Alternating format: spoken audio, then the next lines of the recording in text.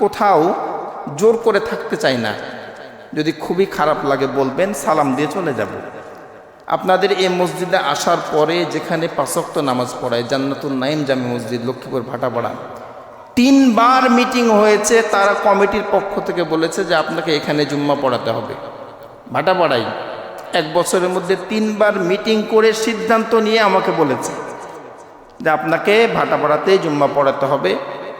ওখানকার খতিব আব্দুল্লাহ ভাই গ্লোবাল কোরআনের মালিক, তো উনি উমরা করান, হজ করান, বিভিন্ন ব্যস্ত থাকেন, জুম্মা কামাই করেন। তো ওনাদের পক্ষ থেকে আমাকে অনুরোধ 3 বার করলেন যে আপনাকে এখানে জুম্মা পড়াতে হবে। যাইনি কেন?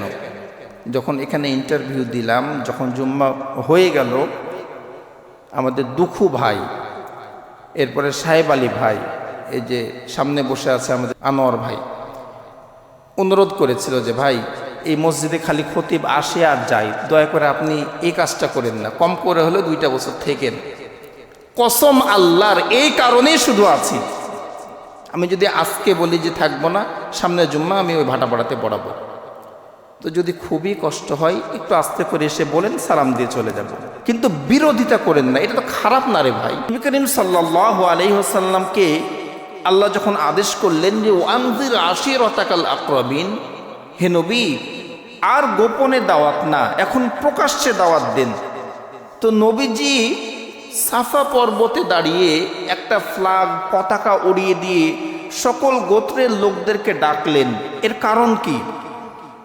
উনি কেন সমতল ভূমিতে দাঁড়িয়ে বা ফ্ল্যাগ না উড়িয়ে মানুষকে ডাক দিয়ে কেন দাওয়াত দিলেন না? এর কারণ হলো সেই সময়ের মিডিয়া ছিল, সেই সময়ের কাউকে কোনো খবর দেওয়ার মাধ্যম ছিল। সাফা পর্বতে দাঁড়িয়ে যদি কেউ কাউকে ডাকে তাহলে সবাই বুঝতো যে কোনো বিপদ হয়েছে বা কোনো খবর আমাদেরকে দেওয়া হবে। বর্তমান সময়ে যেমন media, television, internet, Facebook, YouTube, radio, এগুলো মিডিয়া, এই সকল মিডিয়ার মাধ্যমে আমরা বিভিন্ন খবর পেয়ে থাকি, কথা ঠিক কিনা? এরপরে দেখেন মাইকিং হয়, এই সকল মিডিয়ার মাধ্যমে বিভিন্ন সংবাদ প্রচার করা হয়। দুঃখজনক হলেও সত্য, বর্তমান সময়ের কিছু মুসলমান আমরা আছি যে এই মিডিয়াকে হারাম ফতোয়া দিয়ে এই মিডিয়া থেকে দিন ধর্মকে অনেক দূরে নিয়ে গিয়েছি।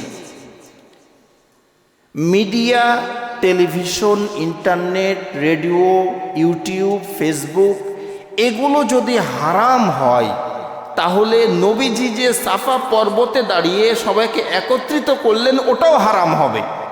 কেননা সেই সময় মিডিয়া বা মাধ্যম এটা ছিল, এই সময়ের মিডিয়া এগুলা। টেলিভিশন এটা হারাম না, আপনি কি দেখছেন সেটা হলো মূল বিষয়। যদি হারাম দেখেন তাহলে হারাম, যদি ভালো দেখেন তখন কি গুনাহ হবে? কথা বলেন। একটা টেলিভিশনে আপনি একটা ওয়াজ দেখছেন, কোরআন তেলাওয়াত দেখছেন, এটা কি গুনাহ হবে? ওই টেলিভিশনে যদি নাটক দেখেন, গান দেখেন, তখন কি হবে? তাহলে কি দেখছেন এটা বিষয়, ওই বস্তুটা বিষয় না।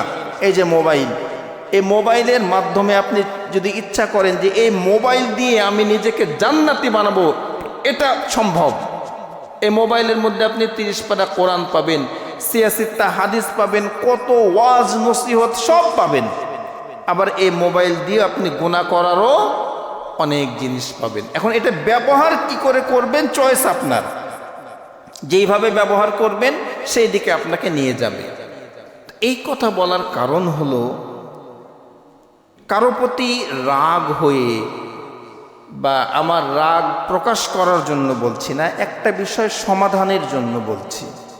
আমাদের অত্র মসজিদের কিছু মুসল্লির কমপ্লেন এসেছে আমার নামে যে আমি যে ভিডিওটা করি এটা নিয়ে কিছু মানুষের দ্বিমত প্রকাশ করেছেন আপনারা, যে এই মসজিদে জুম্মার ভিডিও করা হয়, এটা কেন করা হয়, এটা করা উচিত কি না। এটা করার সুফল এবং কুফলটা আগে আমরা জানব। প্রথমে হলো যে এটা যে না জায়েজ না বা হারাম না, এটা তো বুঝেছেন, কথা বলেন, এটা তো বুঝেছেন যে এই ক্যামেরাটা দিয়ে ভিডিও হওয়া এটা খারাপ না। খারাপ কখন হবে? ক্যামেরাটা অন করে নাচ গান যখন ভিডিও করবেন তখন খারাপ হবে, এটা একটা মাধ্যম।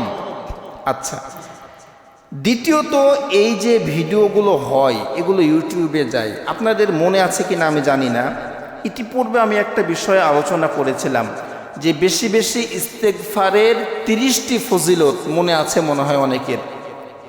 এই ভিডিওটা ইউটিউবে আপলোড হওয়ার পরে 50,000 মানুষ এই ভিডিওটা দেখেছে। তাদের কিছু কিছু মানুষের ওপিনিয়ন বা তারা এই ভিডিওটা দেখে কি কি উপকার পেয়েছে তারা লিখেছে, একটু শুনেন, আপনাদেরকে শোনাই। আমার জন্য দোয়া করবেন, আমি অনেক কষ্টে আছি। এই ইস্তেগফারের আমল করার মাধ্যমে আমি বর্তমানে অনেক ভালো আছি আলহামদুলিল্লাহ, একজনা লিখেছেন। দ্বিতীয়ত একজনা লিখেছেন, বিশ্বাস করেন ভাই, আমি অনেক আমল করেছি, কিন্তু এই ইস্তেগফারের আমলের যে ফল পেয়েছি এর দ্বারা আমি অনেক ভালো আছি। আরেকজন লিখেছেন যে আমি এই ইস্তেগফারের আমলের মাধ্যমে অনেক কিছু পেয়েছি। গত রাত্রিতে একজন ফোন করেছে, একজন মেয়ে ফোন করেছে, চট্টগ্রামের এক মেয়ে, যে হুজুর এই ইস্তেগফারের আমলের মাধ্যমে আমি অনেক খারাপ ছিলাম। একজন মেয়ে ফোন করে বলছে যে আমি অনলাইনে বাজিতে টাকাও লাগিয়েছিলাম, তা আপনার এই ওয়াজটা শোনার পরে, এই আমল করার পরে মৃত্যুর ভয় আমার অন্তরে ঢুকেছে।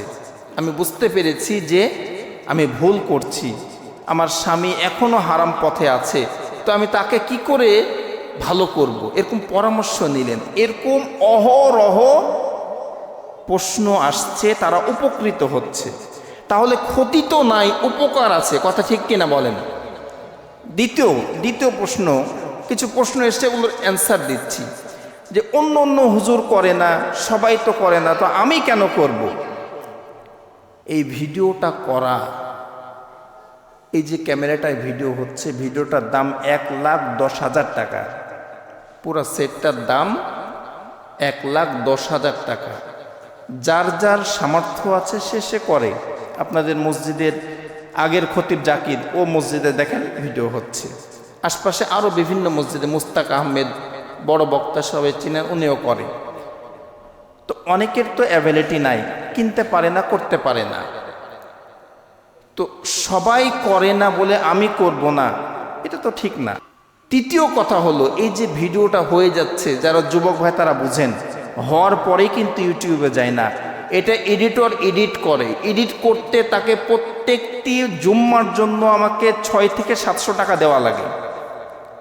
একটা জুম্মার ভিডিও এডিট করতে ইউটিউবে দিতে 6 থেকে 700 টাকা আমাকে দেওয়া লাগে। আমার লাভ কি?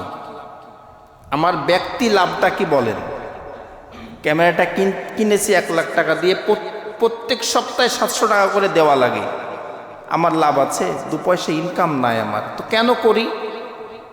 সদকায়ে জারিয়া। এই যে মানুষগুলো উপকৃত হচ্ছে, এর একটা সদকা মৃত্যুর পরেও আল্লাহ আমার কবরে দান করবেন।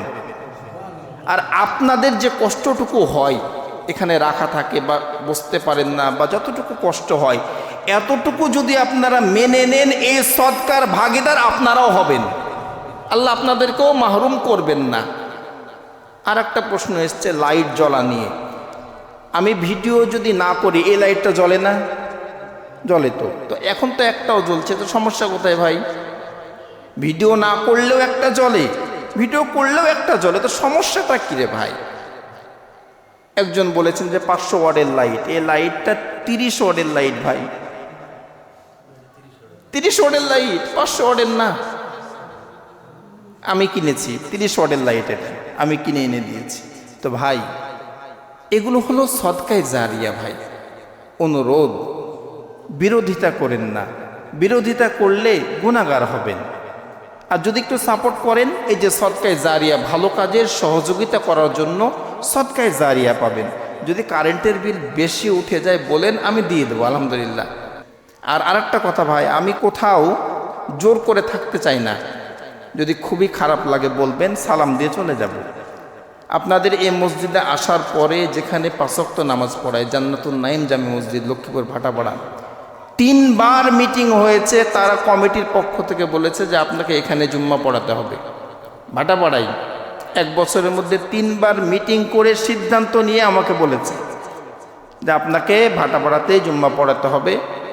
ওখানকার খতিব আবদুল্লাহ ভাই গ্লোবাল কোরআনের মালিক, তো উনি উমরা করান, হজ করান, বিভিন্ন ব্যস্ত থাকেন, জুম্মা কামাই করেন। তো ওনাদের পক্ষ থেকে আমাকে অনুরোধ 3 বার করলেন যে আপনাকে এখানে জুম্মা পড়াতে হবে। যাইনি কেন? যখন এখানে ইন্টারভিউ দিলাম, যখন জুম্মা হয়ে গেল, আমাদের দুখু ভাই, এরপরে সাহেব আলী ভাই, এই যে সামনে বসে আছে আমাদের আনোয়ার ভাই, অনুরোধ করেছিল যে ভাই এই মসজিদে খালি খতিব আসে আর যায়, দয়া করে আপনি এই কাজটা করেন না, কম করে হলে 2টা বছর থেকেন। কসম আল্লাহর, এই কারণেই শুধু আছি। আমি যদি আজকে বলি যে থাকবো না, সামনে জুম্মা আমি ওই ভাটাপাড়াতে পড়াবো।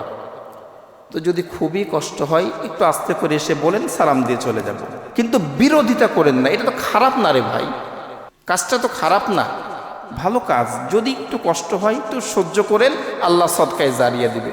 কষ্ট পেলেন নাকি কথাগুলোই? কষ্ট পেলে আল্লাহর রাস্তায় মাফ করেন। আমি বোঝানোর জন্য বলছি, আমার কোনো ব্যক্তি রাগ আপনার পরে নাই। আর আমি জানি অধিকাংশ মুসল্লি আমার এটার পক্ষে, কিছু বিপক্ষে আছে। তাদেরকে আমি বলবো, সমাজে বিশৃঙ্খলা সৃষ্টি করা, সমাজ একটা শান্ত সমাজকে বিশৃঙ্খল করা, এটা মানুষ হত্যার চেয়েও খারাপ। কি? সমাজে বিশৃঙ্খলা করা মানুষ হত্যার চেয়েও খারাপ। এজন্য এই কাজটা করেন না, দলাদলি করেন না। ছোট্ট একটা জায়গা বসরি, তো কেন আপনি দলাদলি করবেন বলেন? জানেন না এই ভিডিওটার মাধ্যমে আপনাদের মসজিদের নাম যে কত দূর গেছে, এটা আপনাদের কল্পনা নাই ভাই, কল্পনাতে আপনারা করতে পারবেন না। গত জুম্মাতে দেখেছিলেন যে এইখানে একটা মানুষ বসেছিল, এই জায়গায় বসেছিল। গত 2 জুম্মা এসেছিলেন হুমায়ুন ভাই, সাহেব বাজারের চশমার দোকান। উনি এই ভিডিও দেখে মসজিদের ঠিকানা নিয়ে এখানে জুম্মা পড়তে এসেছিল। তো গত 2 জুম্মা এসেছে, 2 জুম্মাতে কি আপনাদের কোটাতে 10টা করে টাকা দেয়নি? অবশ্যই দিয়েছে। আপনার বসরি মসজিদের নামটা শুধু এই বসরি রাজশাহীতে তো সীমাবদ্ধ না, এই ভিডিওর মাধ্যমে অনেক দূর ছড়িয়েছে, গোটা বাংলাদেশের মানুষ জানে। তো কেন করবেন ভাই? এজন্য আসুন আমরা সকলেই ভালো কাজের সহযোগিতা করি। আল্লাহ কোরআনে বলেছেন, তোমরা ভালো কাজে একে অপরকে সহযোগিতা করো আর খারাপ কাজে বিরোধিতা করো, এতে কোনো সমস্যা নেই। আল্লাহ আমাদের আমল করার বোঝার তৌফিক দান করুন। বলছি আমিন। ওয়া আখিরু দাওয়ানা আনিল হামদুলিল্লাহি রাব্বিল আলামিন।